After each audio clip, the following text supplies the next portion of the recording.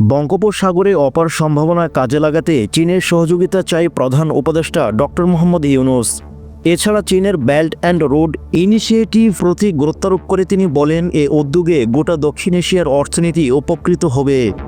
চীন সফরকালে দেশটির রাষ্ট্রীয় সংবাদ মাধ্যম সিজিটিএনকে দেওয়া সাক্ষাৎকারে প্রধান উপদেষ্টা এসব কথা বলেন। শনিবার 5 এপ্রিল সাক্ষাৎকারটি প্রকাশ করা হয়।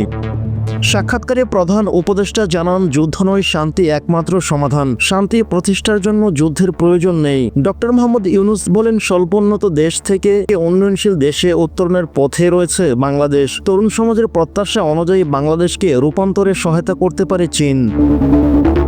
বাংলাদেশে চীনা বিনিয়োগ এবং শিল্প কারখানা হস্তান্তরে আহ্বান জানান ডক্টর মোহাম্মদ ইউনূস। চীনের সঙ্গে বাংলাদেশের সম্পর্ক নতুন উচ্চতায় পৌঁছাবে। বঙ্গোপসাগরে অপার সম্ভাবনা কাজে লাগাতে চীন সহযোগিতা করলে দুপক্ষই লাভবান হবেন।